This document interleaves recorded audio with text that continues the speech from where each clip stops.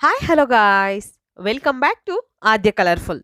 ನಾನು ಸುಮಾ. ಫ್ರೆಂಡ್ಸ್, ಇವತ್ತಿನ ವಿಡಿಯೋದಲ್ಲಿ ಒಂದು ಬ್ರೇಕ್ಫಾಸ್ಟ್ ರೆಸಿಪಿನ ನಿಮ್ಮ ಜೊತೆ ಶೇರ್ ಮಾಡ್ಕೊಳ್ತಾ ಇದ್ದೀನಿ. ಇನ್ಸ್ಟೆಂಟಾಗಿ ಮಾಡುವಂಥ ರುಚಿಯಾಗಿರುವಂಥ ದೋಸಾ ರೆಸಿಪಿನ ನಿಮ್ಮ ಜೊತೆ ಶೇರ್ ಮಾಡ್ಕೊಳ್ತಾ ಇದ್ದೀನಿ. ಖಂಡಿತವಾಗ್ಲೂ ಈ ರೀತಿಯಾಗಿ ಒಂದ್ಸಲ ನೀವು ದೋಸೆಯನ್ನು ತಯಾರಿಸಿ ಒಂದ್ಸಲ ತಿಂದರೆ ಮತ್ತೆ ಮತ್ತೆ ತಿನ್ನಬೇಕು ಅನಿಸುತ್ತೆ. ಕೇವಲ 10 ನಿಮಿಷದಲ್ಲಿ ಗರಿ ಗರಿಯಾದ ದೋಸೆ ರೆಡಿ ಆಗುತ್ತೆ ಫ್ರೆಂಡ್ಸ್. ಓಕೆ, ಸೊ ಈ ಒಂದು ದೋಸೆ ತಯಾರಿಸೋದಕ್ಕೆ ಮೊದಲನೇದಾಗಿ ಒಂದು ಮಿಕ್ಸಿಂಗ್ ಬೌಲ್ ತೊಗೊಂಡಿದ್ದೀನಿ. ಈ ಬೌಲಿಗೆ 1 ಕಪ್ ಆಗುವಷ್ಟು ನಾನು ಅಕ್ಕಿ ಹಿಟ್ಟನ್ನು ತೊಗೊಳ್ತಾ ಇದ್ದೀನಿ. ನಾವು ರೊಟ್ಟಿಗೆ ಉಪಯೋಗಿಸ್ತೀವಲ್ಲ, ಅದೇ ಅಕ್ಕಿ ಹಿಟ್ಟನ್ನು ತೊಗೊಳ್ತಾ ಇದ್ದೀನಿ. ಸೊ ಬೇಕು ಅಂದರೆ ನಿಮಗೆ ಅಂಗಡಿಯಲ್ಲೂ ಕೂಡ ಸಿಗುತ್ತೆ ಅಕ್ಕಿ ಹಿಟ್ಟು ರೆಡಿಮೇಡು. ಸೊ ಅದನ್ನು ಕೂಡ ನೀವು ಬೈ ಮಾಡ್ಬೋದು.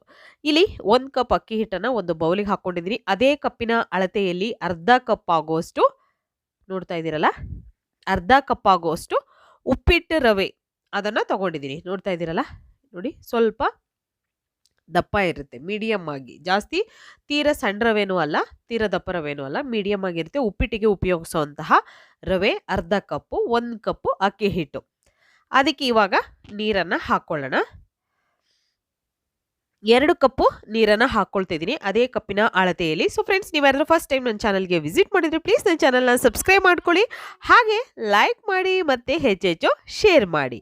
ಇವಾಗ ಹಿಟ್ಟನ್ನು ನೀಟಾಗಿ ನಾವು ಕಲಿಸ್ಕೊಳ್ಳೋಣ. ಸೊ ನೋಡ್ತಾ ಇದ್ದೀರಲ್ಲ, ಸ್ವಲ್ಪನೂ ಗಂಟಿರಬಾರ್ದು, ಆ ರೀತಿಯಾಗಿ ನಾವು ಹಿಟ್ಟನ್ನು ಕಲಿಸ್ಕೋಬೇಕಾಗುತ್ತೆ. ನೋಡ್ತಾ ಇದ್ದೀರಲ್ಲ, ಈ ರೀತಿಯಾಗಿ ನಾನು ಮಿಕ್ಸ್ ಮಾಡ್ಕೊಳ್ತಾ ಇದ್ದೀನಿ. ಸ್ವಲ್ಪನೂ ಗಂಟಿರಬಾರ್ದು, ಆ ರೀತಿ ಹಿಟ್ಟೆ ಕಲಿಸ್ಕೋಬೇಕು. ಬೇಕು ಅಂದರೆ ಸ್ವಲ್ಪ ಸ್ವಲ್ಪ ನೀರನ್ನು ನೀವು ಹಾಕ್ಕೊಂಡು ಕೂಡ ಹಿಟ್ಟನ್ನು ಕಲಿಸ್ಕೋಬೋದು, ಏನು ತೊಂದರೆ ಇಲ್ಲ. ಕೇವಲ 10 ನಿಮಿಷದಲ್ಲಿ ಈ ಒಂದು ರುಚಿಯಾಗಿರುವಂತಹ ದೋಸೆ ರೆಡಿ ಆಗುತ್ತೆ. ಇವಾಗ ಇದನ್ನು ಒಂದು 5ರಿಂದ 10 ನಿಮಿಷ ರೆಸ್ಟಿಗೆ ಇಟ್ಬಿಡೋಣ. ಯಾಕೆಂದರೆ ರವೆ ಹಾಕಿದ್ದೀವಲ್ಲ, ಸೊ ಅದು ಸ್ವಲ್ಪ ಮೆತ್ತಗಾಗಬೇಕು ನೀರಲ್ಲಿ ನೆಂದು. ಸೊ ಅದಕ್ಕೋಸ್ಕರ ಇದನ್ನು ರೆಸ್ಟಿಗೆ ಇಡಬೇಕಾಗುತ್ತೆ. ನೋಡಿ, ಈಗ ಈ ರೀತಿಯಾಗಿ ಹಿಟ್ಟು ಆಗಿದೆ. ನೋಡಿ, ಈಗ ಗಟ್ಟಿಯಾಗಿದೆ ಅಲ್ಲ. ಸೊ ಆವಾಗ ಸ್ವಲ್ಪ ತೆಳ್ಳಗಿತ್ತು, ಇವಾಗ ಸ್ವಲ್ಪ ಗಟ್ಟಿಯಾಗಿದೆ. ಈಗ ನಾವು ಇದಕ್ಕೆ ಮತ್ತೆ ನೀರನ್ನು ಹಾಕ್ಕೊಳ್ಬೇಕಾಗುತ್ತೆ. ಒಂದ್ಸಲ ಮಿಕ್ಸ್ ಮಾಡ್ಕೊಳ್ಳೋಣ ನೀಟಾಗಿ.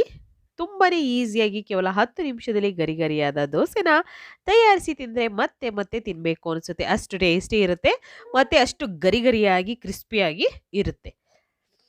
ಇವಾಗ ನಾನು ಇದಕ್ಕೆ 2 ಟೇಬಲ್ ಸ್ಪೂನ್ ಆಗುವಷ್ಟು ಮೈದಾ ಹಿಟ್ಟನ್ನು ಹಾಕ್ಕೊಳ್ತಾ ಇದ್ದೀನಿ. ಹಾಗೆ 1 ಟೇಬಲ್ ಸ್ಪೂನ್ ಆಗುವಷ್ಟು ಕಡಲೆ ಹಿಟ್ಟು, ಬೋಂಡಾ ಬಜ್ಜಿಗೆ ಉಪಯೋಗಿಸುವಂತಹ ಹಿಟ್ಟು, 1 ಟೇಬಲ್ ಸ್ಪೂನ್ ಆಗುವಷ್ಟು ಕಡಲೆ ಹಿಟ್ಟು, ಹಾಗೆ 2 ಟೇಬಲ್ ಸ್ಪೂನ್ ಆಗುವಷ್ಟು ಮೈದಾ ಹಿಟ್ಟನ್ನು ಹಾಕ್ಕೊಂಡಿದ್ದೀನಿ. ರುಚಿಗೆ ತಕ್ಕಷ್ಟು ಉಪ್ಪನ್ನು ಹಾಕ್ಕೊಳ್ಳೋಣ. ನಂತರ ಇವಾಗ ಸ್ವಲ್ಪ ಕಾಳು ಮೆಣಸಿನ ಪುಡಿಯನ್ನು ಹಾಕ್ಕೊಳ್ತಾ ಇದ್ದೀನಿ. 1/4 ಟೀ ಸ್ಪೂನ್ ಆಗುವಷ್ಟು ಕಾಳು ಮೆಣಸಿನ ಪುಡಿಯನ್ನು ಹಾಕ್ಕೊಂಡಿದ್ದೀನಿ. ಅದಾದ ನಂತರ ಮಿಕ್ಸ್ ಮಾಡ್ಕೊಳ್ಳೋಣ. ಇವಾಗ ಚೆನ್ನಾಗಿ ಇದನ್ನು ಮಿಕ್ಸ್ ಮಾಡ್ಕೊಳ್ತಾ ಇದ್ದೀವಿ. ಈ ರೀತಿ ಮಿಕ್ಸ್ ಆಗಿದೆ. ಸೊ ಈಗ ಹಿಟ್ಟು ತುಂಬಾ ಗಟ್ಟಿ ಇದೆ, ನೋಡ್ತಾ ಇದ್ದೀರಲ್ಲ. ಈಗ ಮತ್ತೆ ಇದಕ್ಕೆ 2 ಕಪ್ಪು ನೀರನ್ನು ಹಾಕ್ಕೊಳ್ಳೋಣ. ನೋಡಿ, ಮತ್ತೆ 2 ಕಪ್ ನೀರನ್ನು ಹಾಕ್ಕೊಂಡು ನಾನು ಮಿಕ್ಸ್ ಮಾಡ್ಕೊಳ್ತಾ ಇದ್ದೀನಿ. ಕ್ರಿಸ್ಪಿ ರವಾ ದೋಸೆ ಖಂಡಿತವಾಗ್ಲೂ ಒಂದು ಸಲ ತಯಾರಿಸಿ, ಮತ್ತೆ ಹೇಗೆ ಬಂತು ಅಂತ ತಪ್ಪದೆ ಕಾಮೆಂಟ್ ಸೆಕ್ಷನಲ್ಲಿ ತಿಳಿಸಿ ಫ್ರೆಂಡ್ಸ್. ಓಕೆ, ಈಗ ಹಿಟ್ಟು ಸ್ವಲ್ಪ ಇನ್ನೂ ಗಟ್ಟಿ ನಿಮಗೆ ಅನಿಸಿದರೆ ಇನ್ನೊಂದು ಅರ್ಧ ಕಪ್ ನೀರನ್ನು ಹಾಕ್ಕೊಳ್ಳಿ. ಇಲ್ಲ ಕರೆಕ್ಟಾಗಿದೆ ಅನ್ನೋದಾದರೆ ಓಕೆ, ಏನೂ ತೊಂದರೆ ಇಲ್ಲ. ಟೋಟಲಾಗಿ ನಾನು 4 ಕಪ್ ನೀರನ್ನು ಉಪಯೋಗಿಸಿದ್ದೀನಿ. ಮತ್ತು ಈಗ ಸಣ್ಣದಾಗಿ ಕಟ್ ಮಾಡಿರುವಂತಹ ಕರಿಬೇವು ಅದನ್ನು ಹಾಕ್ಕೊಳ್ತಾ ಇದ್ದೀನಿ. ಸುಮಾರು ಒಂದು 10ರಿಂದ 15 ಎಲೆ ತೊಗೊಂಡಿದ್ದೆ ಇಲ್ಲಿ. ಹಾಗೆ 2 ಹಸಿರು ಮೆಣಸಿನ್ಕಾಯಿನ ಸಣ್ಣದಾಗಿ ಕಟ್ ಮಾಡಿ ಹಾಕ್ಕೊಂಡಿದ್ದೀನಿ. ಮತ್ತು ಈಗ ಸ್ವಲ್ಪ ಜೀರಿಗೆ ಪೌಡರ್ನು ಕೂಡ ಹಾಕ್ಕೊಳ್ತೀನಿ ನಾನು. ಸೊ 1/4 ಟೀ ಸ್ಪೂನ್ ಆಗೋಷ್ಟು ಜೀರಿಗೆ ಪೌಡರ್ನ ಹಾಕ್ಕೊಳ್ಳೋಣ. ಸೊ ಬೇಕು ಅಂತಂದರೆ ಜೀರಿಗೆ ಕೂಡ ಹಾಕ್ಕೊಳ್ಬೋದು, ಅಥವಾ ಪೌಡರ್ ಮಾಡಿ ಕೂಡ ನೀವು ಹಾಕ್ಕೊಳ್ಬೋದು. ಸೊ ನಾನಿಲ್ಲಿ ಜೀರಿಗೆ ಪೌಡರ್ನೇ ಹಾಕ್ಕೊಂಡಿದ್ದೀನಿ. ಹಾಗೆ ಸಣ್ಣದಾಗಿ ಕಟ್ ಮಾಡಿರುವಂತಹ ಕೊತ್ತಂಬರಿ ಸೊಪ್ಪನ್ನು ಕೂಡ ನಾವು ಆ್ಯಡ್ ಮಾಡ್ಕೊಳ್ಳೋಣ. ಇಷ್ಟನ್ನು ಹಾಕಿದ ನಂತರ ಮತ್ತೆ ಇನ್ನೊಂದ್ಸಲ ಮಿಕ್ಸ್ ಮಾಡ್ಕೊಳ್ಳೋಣ ಫ್ರೆಂಡ್ಸ್. ತುಂಬಾ ಟೇಸ್ಟಿಯಾಗಿರುತ್ತೆ. ಇದಕ್ಕೆ ನಿಮಗೆ ಬೇಕು ಅಂದರೆ ಈರುಳ್ಳಿಯನ್ನು ಕಟ್ ಮಾಡಿ ಕೂಡ ಹಾಕ್ಕೊಳ್ಬೋದು. ಹಾಗೆ ಕ್ಯಾರೆಟ್ ಬೇಕು ಅಂದರೆ ಕ್ಯಾರೆಟ್ ತುರಿದು ಕೂಡ ಹಾಕ್ಕೊಳ್ಬೋದು. ಸೌತೆಕಾಯಿ ಬೇಕು ಅಂದರೆ ಅದನ್ನು ಕೂಡ ತುರಿದು ಹಾಕ್ಕೊಬೋದು. ವೆಜಿಟೇಬಲ್ ನಿಮ್ಗೆ ಯಾವುದಾದ್ರೂ ಇಷ್ಟ ಇದ್ದರೆ ಖಂಡಿತವಾಗ್ಲೂ ಇದನ್ನು ಆ್ಯಡ್ ಮಾಡ್ಕೋಬೋದು. ಬೀನ್ಸು ಕೂಡ ಸಣ್ಣದಾಗಿ ಹೆಚ್ಚಿ ಕೂಡ ಹಾಕ್ಕೊಳ್ಬೋದು, ತುಂಬ ಚೆನ್ನಾಗಿರುತ್ತೆ. ಮಕ್ಕಳಿಗೆ ಬೇಕು ಅಂತಂದರೆ ನೀವು ಆ ರೀತಿ ಕೂಡ ಮಾಡಿಕೊಡ್ಬೋದು. ಇವಾಗ ನಾನು ತವಾ ಇಟ್ಟಿದ್ದೀನಿ.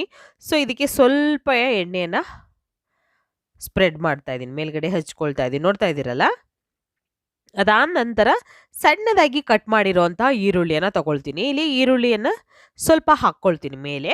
ಈರುಳ್ಳಿ ಹಾಕಿ ನಾವು ಈ ದೋಸೆಯನ್ನು ಮಾಡ್ತಾ ಇದ್ದೀವಿ. ಸೊ ನೀವು ಬೇಕು ಅಂತಂದರೆ ಹಾಗೆ ಕೂಡ ದೋಸೆಯನ್ನು ತಯಾರಿಸ್ಕೊಬೋದು. ಈರುಳ್ಳಿ ಹಾಕಿದ್ರೇ ದೋಸೆ ಟೇಸ್ಟ್ ಇರುತ್ತೆ ಅಂತ ಅಲ್ಲ. ಈ ರೀತಿಯಾಗಿ ಒಂದು ವಿಧಾನ ಕೂಡ ಇದೆ ಅನ್ನೋದನ್ನು ನಾನು ನಿಮ್ಮ ಜೊತೆ ಶೇರ್ ಮಾಡ್ಕೊಳ್ತಾ ಇದ್ದೀನಿ. ಸೊ ನೋಡ್ತಾ ಇದ್ದೀರಲ್ಲ, ಈ ರೀತಿ ಈರುಳ್ಳಿ ಮೇಲೆ ದೋಸೆಯನ್ನು ಸರಿಯನ್ನು ಹಾಕ್ಕೊಳ್ತಾ ಇದ್ದೀನಿ. ಇವಾಗ ದೋಸೆಯನ್ನು ಮಾಡ್ಕೊಳ್ಳೋಣ. ನೀವು ಹಿಟ್ಟಲ್ಲೇ ಬೇಕು ಅಂದರೆ ದೋಸೆ ನೀವು ಈರುಳ್ಳಿಯನ್ನು ಸಣ್ಣದಾಗಿ ಕಟ್ ಮಾಡಿ ಹಾಕ್ಕೊಳ್ಬೋದು. ಇವಾಗ ಇದ್ರ ಮೇಲೆ ಒಂದು ಪ್ಲೇಟನ್ನು ಮುಚ್ಚಿ ನಾನು ಇದನ್ನು ಎಲ್ಲ ಸೈಡು ಕೂಡ ನೀಟಾಗಿ ಕಲರ್ ಚೇಂಜ್ ಆಗೋ ಹಾಗೆ ಇದು ಚೆನ್ನಾಗಿ ಬೇಯಬೇಕು. ಸೊ ಅಲ್ಲಿವರೆಗೂ ನಾವು ನೋಡಿ ಸುಮಾರು ಒಂದು 2 ನಿಮಿಷದವರೆಗೂ ತಗೊಂಡಿದೆ. ಸ್ವಲ್ಪ ನಮಗೆ ಕ್ರಿಸ್ಪಿಯಾಗಿ ಬೇಕು, ಇದು ಮೆತ್ತಗಿರಬಾರ್ದು. ನಮಗೆ ರವಾ ದೋಸೆ ಯಾವಾಗಲೂ ಕೂಡ ಕ್ರಿಸ್ಪಿಯಾಗಿ ಗರಿ ಗರಿಯಾಗಿದ್ದರೆ ನಮಗೆ ರವಾ ದೋಸೆ ಚೆನ್ನಾಗಿರುತ್ತೆ. ಸೊ ನೋಡ್ತಾ ಇದ್ದೀರಲ್ಲ, ಈಗ ಸೈಡಲ್ಲೆಲ್ಲ ತಾನಾಗಿಯೇ ತವ ಬಿಟ್ಕೊಂಡಿದೆ.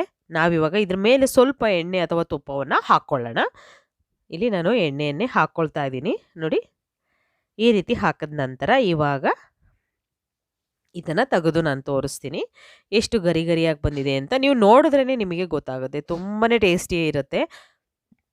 ನೀವು ಚಟ್ನಿ ಜೊತೆ ಅಂತೂ ಸರ್ವ್ ಮಾಡ್ಬೋದು ಇದನ್ನು. ಚಟ್ನಿ, ಪಲ್ಯ, ಸಾಗು ಜೊತೆ ತುಂಬ ಟೇಸ್ಟಿ ಇರುತ್ತೆ ಫ್ರೆಂಡ್ಸ್. ನೋಡ್ತಾ ಇದ್ದೀರಲ್ಲ, ಈ ರೀತಿ ಗರಿ ಗರಿಯಾಗಿರುವಂಥ ಒಂದು ಇನ್ಸ್ಟೆಂಟ್ ರವಾ ದೋಸಾ ರೆಸಿಪಿ ರೆಡಿಯಾಗಿದೆ.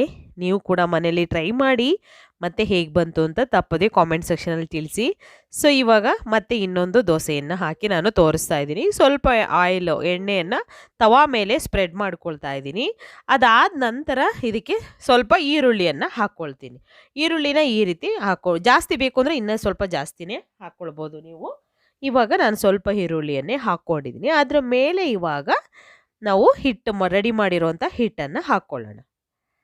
ನೋಡಿ, ಈ ರೀತಿ ಹಿಟ್ಟನ್ನು ಹಾಕಿದ ನಂತರ ಅಲ್ಲಲ್ಲಿ ನಮಗೆ ಹೋಲ್ ಇರಬೇಕು. ಅಲ್ಲಲ್ಲಿ ಹೋಲ್ಗಳು ಇದ್ದರೆ ದೋಸೆ ಸಖತ್ತಾಗಿ ಇರುತ್ತೆ, ಮತ್ತು ಅಷ್ಟೇ ಗರಿ ಗರಿಯಾಗೂ ಕೂಡ ಇರುತ್ತೆ ಈ ಒಂದು ರವಾ ದೋಸೆ. ಸೊ ನೋಡ್ಬೋದು, ಈ ರೀತಿ ರೆಡಿಯಾಗಿದೆ. ಖಂಡಿತವಾಗ್ಲೂ 10 ನಿಮಿಷದಲ್ಲಿ ರುಚಿಯಾಗಿರುವಂಥ ಗರಿ ಗರಿಯಾದ ದೋಸೆನ ತಯಾರಿಸಿ ತಿಂದರೆ ಮತ್ತೆ ಮತ್ತೆ ಮಾಡ್ಕೊಂಡು ತಿಂತೀರಾ, ಅಷ್ಟು ಟೇಸ್ಟ್ ಇರುತ್ತೆ. ಒಂದು ಸಲ ತಯಾರಿಸಿ ಫ್ರೆಂಡ್ಸ್, ಹೇಗೆ ಬಂತು ಅಂತ ತಿಳಿಸಿ. ಇವತ್ತಿನ ವಿಡಿಯೋ ಸ್ವಲ್ಪನಾದರೂ ನಿಮಗೆ ಇಷ್ಟ ಆಗಿದರೆ ಚಾನಲ್ನ ಸಬ್ಸ್ಕ್ರೈಬ್ ಮಾಡ್ಕೊಳ್ಳಿ. ನನ್ನ ಎಲ್ಲ ಚಾನಲ್ ಲಿಂಕು ನಿಮಗೆ ಈ ವಿಡಿಯೋದ ಡಿಸ್ಕ್ರಿಪ್ಷನಲ್ಲಿ ಸಿಗುತ್ತೆ. ಖಂಡಿತವಾಗ್ಲೂ ಎಲ್ಲ ಚಾನಲ್ಗಳನ್ನು ಚೆಕ್ ಮಾಡಿ, ನಿಮ್ಗೆ ಇಷ್ಟ ಆದರೆ ಸಬ್ಸ್ಕ್ರೈಬ್ ಮಾಡಿಕೊಂಡು ವಿಡಿಯೋಗಳನ್ನು ಕಂಟಿನ್ಯೂ ಮಾಡಿ. ಓಕೆ, ಗರಿ ಆಗಿರುವಂತಹ ಕ್ರಿಸ್ಪಿ ರವಾ ದೋಸೆ ರೆಡಿಯಾಗಿದೆ ಫ್ರೆಂಡ್ಸ್. ನೀವು ಕೂಡ ಮನೆಯಲ್ಲಿ ತಯಾರಿಸ್ತೀರಾ ಅಂತ ಭಾವಿಸ್ತೀನಿ. ಓಕೆ, ಇವತ್ತಿನ ವಿಡಿಯೋನ ನಾನು ಇಲ್ಲಿಗೆ ಮುಗಿಸ್ತೀನಿ. ಹಾಗೆ ಮತ್ತೊಂದು ಹೊಸ ವಿಡಿಯೋ ಜೊತೆ ನಿಮ್ಮ ಮುಂದೆ ಬರ್ತೀನಿ, ಗರಿ ಗರಿಯಾಗಿರೋಂಥ ರವಾ ದೋಸೆ. ಓಕೆ, ಸೊ ಇವತ್ತಿನ ವಿಡಿಯೋನ ಇಲ್ಲಿಗೆ ಮುಗಿಸ್ತಾ ಇದ್ದೀನಿ. ಮತ್ತೆ ಇನ್ನೊಂದು ಹೊಸ ವಿಡಿಯೋ ಜೊತೆ ಬರ್ತೀನಿ. ಅಲ್ಲಿವರೆಗೂ take care, bye, see you friends.